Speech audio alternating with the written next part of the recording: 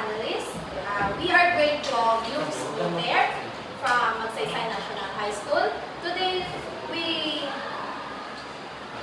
we present our study entitled Factors that Influencing the Grade 11 Youth Student Behavior in Classroom. I am Michelle Ardayo with my co-researcher, Leslie Montalvo.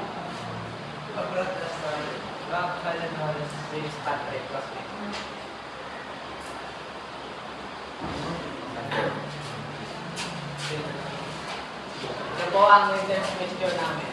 Number 1. What is the profile of grade 11 yung student who Magsaysay National High School, including kung dito yung name, age, jiwa, sex?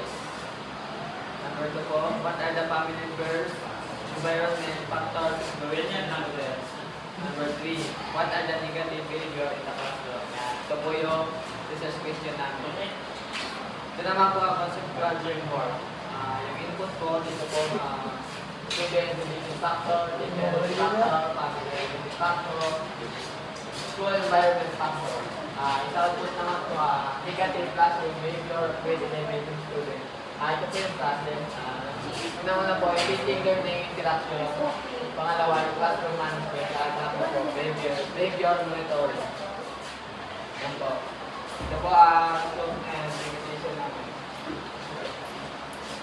This study focuses on identifying and understanding the various factors that influence student behavior inside the classroom. It covers internal factors such as motivation, emotion, and personal attitude, and external factors including family background, peer influence, and classroom environment. The researcher examines how these factors affect student participation, discipline, and interaction during class activities. The respondents of the study are selected students and teachers from Magsaysay National High School during the 2025 first and second semester. Data will be gathered through surveys, interviews, and classroom observations to provide a comprehensive understanding of behavioral influences. Yan po ang presentation. Ito naman po yung methodology research science. Research local. The study was conducted at the Magsaysay High School. Occidental during school year 2025-2026. The school was chosen because it was the closest school and has grade 11 students who are suitable respondents for the research study.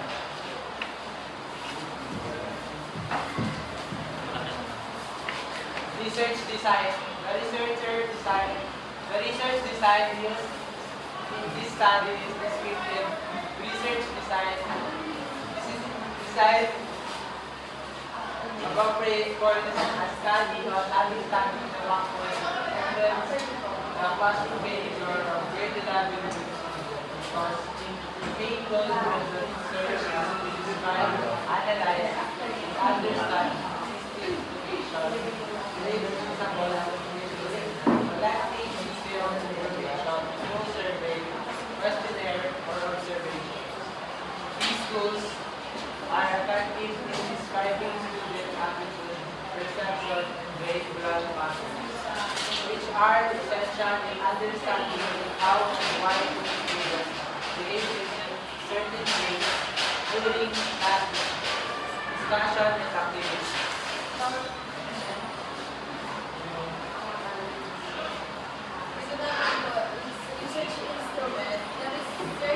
The research instrument used in survey questionnaire because it is effective and practical way to collect data from respondents in a systematic manner. It allows researcher to gather information about the respondents' opinion and includes behavior and experience that related to the research problem. Data analysis. The respondent of the study were the grade 11 youth students as total of 100 population students from the senior high school youth strand and sample of 80 students participated solved using solvent formula and 3 were selected using sample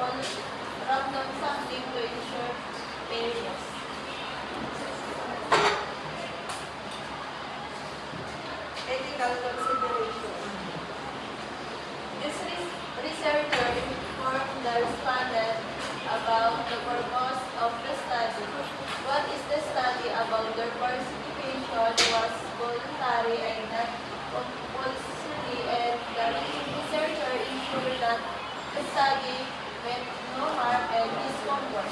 All these respondents' responses were clear-minded and confident and used only for academic purposes.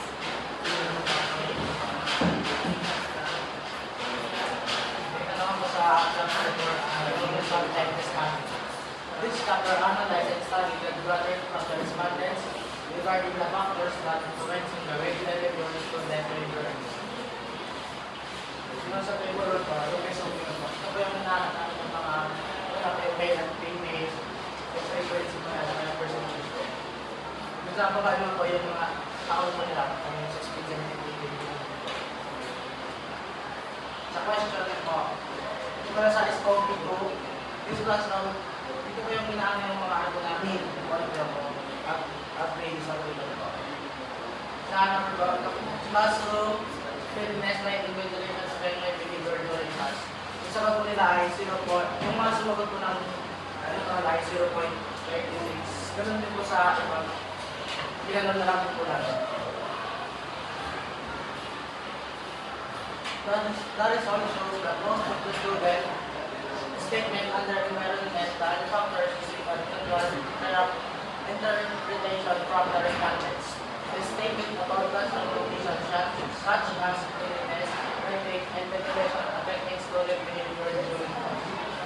Obtain a rate of 0.36 interpreted as which indicates that student behavior is no longer or structured service in this factor. Meanwhile, the statement about noise inside or outside the classroom distracts student from participating properly or playing a mean of 0.43 interpreted as suggesting that student using noise can affect their participation during class. The statement regarding the arrangement of seats influencing the development of classroom contain a meaning of 0.35 interpreted as neutral, indicating that students should have significant about this factor. Similarly, the statements about school rules and policies affecting behavior, class and teachers, classroom management style. Influencing behavior would both place a mean of 0.38 interpreted as neutral. Overall, the one mean of 0.3 which is interpreted as neutral, indicates that environmental factors generally have a moderate influence on student behavior in the classroom, with noise being the only factor that respondents agree as unacceptable effort. So, family factor na po, so my parents are like own IBB classroom. Tama po siya 0.25, which is agree po yung pero natin po sa akin, ang natin po sa una. The table present the result regarding family factors that influence student behavior in the school. This statement I urge the parents guidance affect how I believe in a school obtain a mean of 0.45, which is interpreted as agree.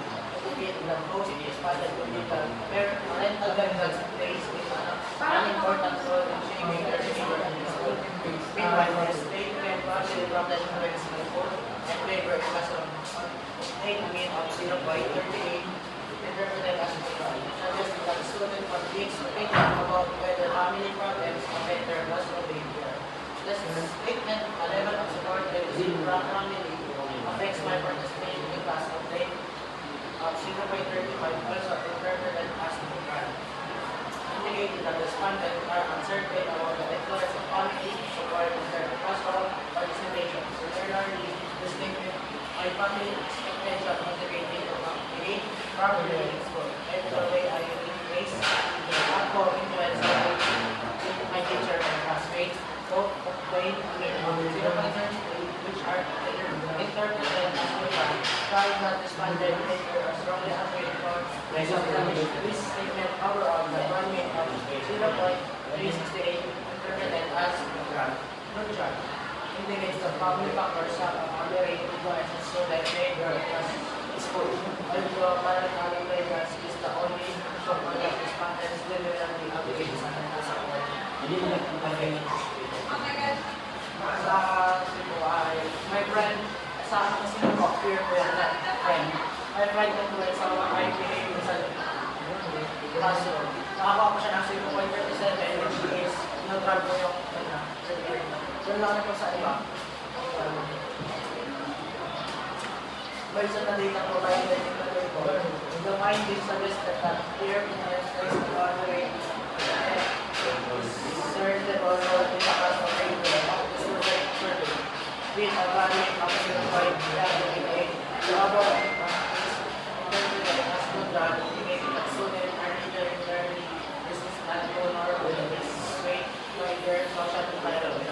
The most significant value influence are identity. Occasional students specifically encourage that their classmate attitudes toward learning 0.7 and further syllabus activities 0.41 directly affect their own grade or decision making. Conversely, the indicators regarding social conformity such as adjusting grade behavior to weight 0.33 or acting differently around close friends 0.36.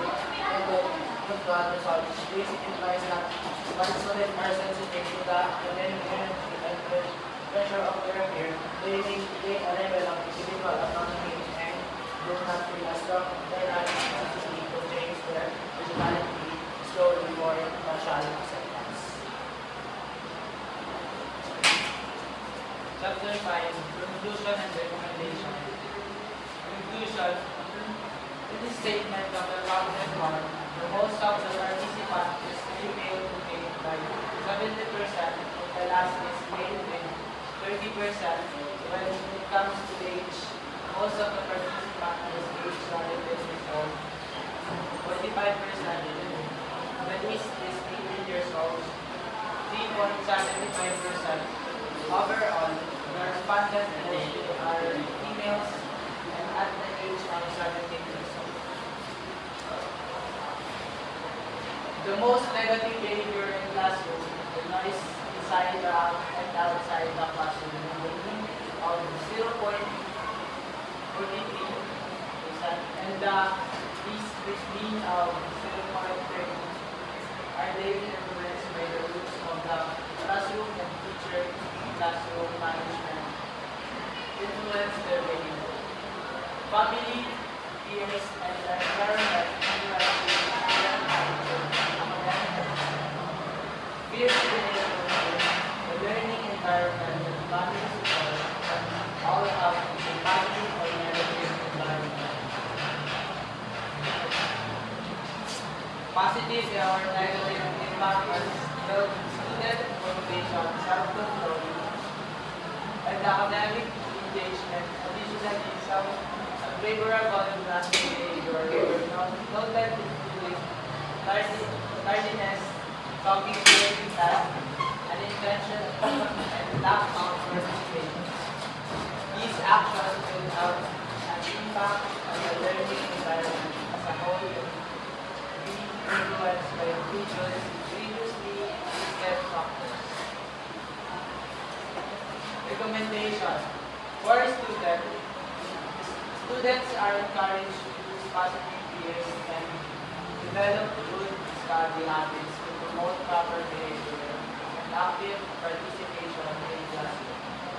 For teachers should create a supportive classroom environment and implement activities that encourage discipline, teamwork, and responsibility among students.